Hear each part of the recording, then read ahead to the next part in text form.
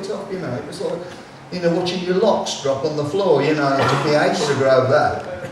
And you're watching that, you know, I mean, Nod's got masses of hair, so of course we've got piles everywhere. And then we all looking at each other, looking well hard. And yet, a girlfriend sort of went off us, you know, it was all a bit funny, you know. Oh, this is a really nice looking girl. And it was a bit like, I look crap now, you know. I looked like George Addison before, but now I look crap. And so, but the premise was, and I was a sucker for it, Chaz says, you'll be a millionaire. What the sound of that, you know, without a bit of the money to be mentioned. So that didn't quite come up, but, and then we had to perform. I was going to say, then really... That was really hard. Also, to go along with that, when we were talking the other day, you were talking about the fact of how you mix the band.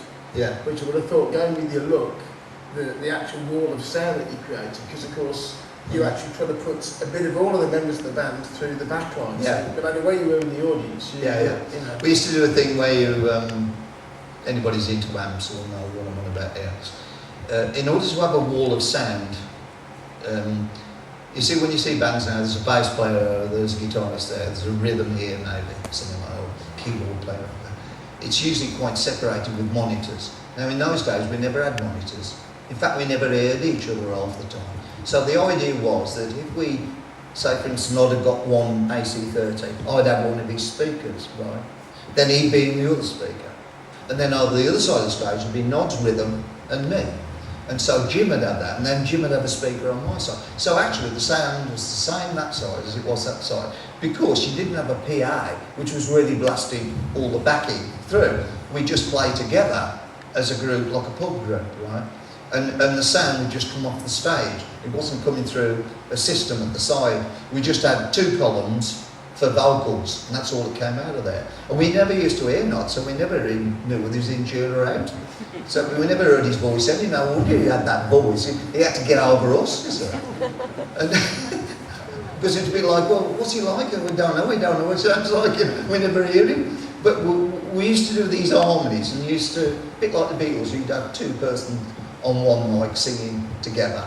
And that used to work quite well. It proved to be a bit of a nightmare later on when we went to America. And they started to bring microphones over to Don's drums, and he's going, hey, get off! what are you doing, you know? What are you doing? He said, hey man, there's a mic in the bass drum there. Mic in the bass drum? I can hear it here. And he starts pumping away. He's like the loudest drummer in the world, he is. He blasted this bloke's ears out. Oh, don't need a microphone, you can hear me here. And it's all that, you know, and of course the Americans were way ahead of us, you know, they were all into, you know, the PA and miking us all up. And I think the weird thing is, we were so tight because we just knew each other so well, and it was so tight. So apprenticeship you did? But when you had monitors, it was like, oh, bloody hell, Nod's voice is coming out of there. Well, I don't like the sound of that, you know. And, you know, it was a real adjustment at first. We couldn't...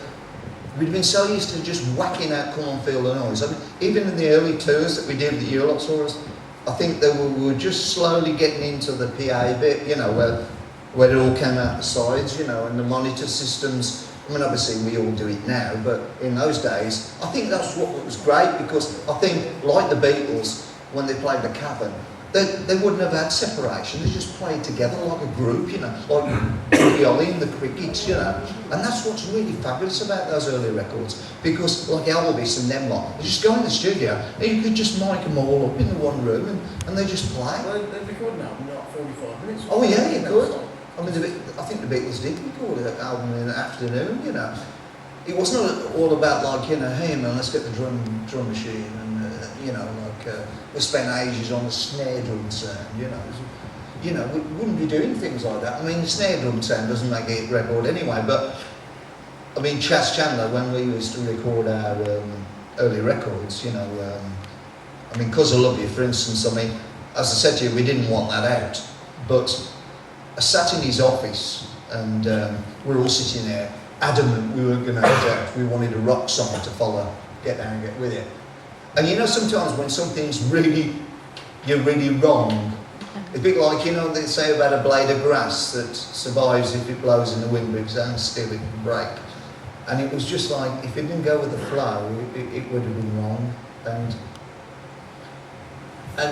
I took, in those days, we used to have what we call an acetate. So you could take it home and put it on the Dansette record player in mono. And put it on the Dansette record player, and I played it to my wife. Well, she wasn't my wife then, she was my girlfriend. And her mother and what, they were all sitting there, you know, and they all went, wow. And I thought, wow what? She said, that's fantastic. And it was only one play. It was just the boot stamping and all the jink and all that. And then I played with my sister, and my sister's show business person anyway. And she said, oh, it makes my hairs back in the neck tingle. And it was so weird. And it was like, oh, Chess Channel must be right about this, you know, we're trying to go against it, you know. And then when it hit the charts and it went to #1, it was a bit like, my God, you know. And I mean, you'll never beat your first #1, never mind how many we had afterwards. The first #1 was in Wolverhampton, you know, we went to the top of the Manda Centre, and it was like, you know, #1 in the charts, mate, you know, down the pub. Trouble is, you're down the pub and you've got to pay. You're #1. Because they couldn't get it together, we used to get down the pub on a Thursday, but we'd just been on telly. So, well, how come you're here? I said, well, it's recorded on a Wednesday, because they don't know that, you see. They think we were down there on a Thursday. Because I eventually couldn't go to the pub because all my old mates were expecting me to buy rounds, and it was, well, I've got no money. Although I was #1, we hadn't got any dough, because everything's debt until you start getting royalties, you know. But your first #1, it's not about the money, it was just the feeling of it. I think you can tell when you see you actually on top of the pops doing that, the look on your faces. Oh, because yeah. I've been looking back at some of the footage and stuff. Yeah. And I mean, not just that one. I mean, obviously the hits you had afterwards. For that particular one, the smiles on your faces and stuff. Oh, yeah. It's just incredible. You know, I mean, it's like you're in Toy Town basically. Oh, like yeah. A bunch of kids in the toy shop. You know. I used to experiment with the clothes. Obviously, you know that anyway. But I used to have this. In those early days, most people have got black and white TV, you say, so I wore silver, which looks pretty good in black and white.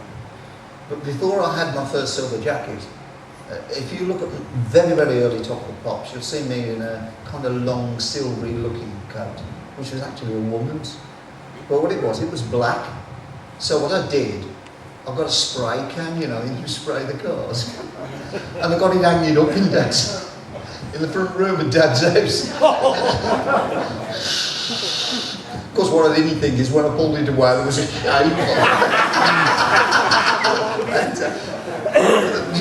I mean, you know, it's like in your parents' house, you don't really care, do you? We weren't like, well, you know, I can do this. And this is before I started to buy clothes and have them made for me. I started to get into the idea of it. And once I'd seen, the thing about Top of the Pops is that the translating what you do live and how you are live to translation onto a TV, it has to be that much bigger than you've ever imagined. I think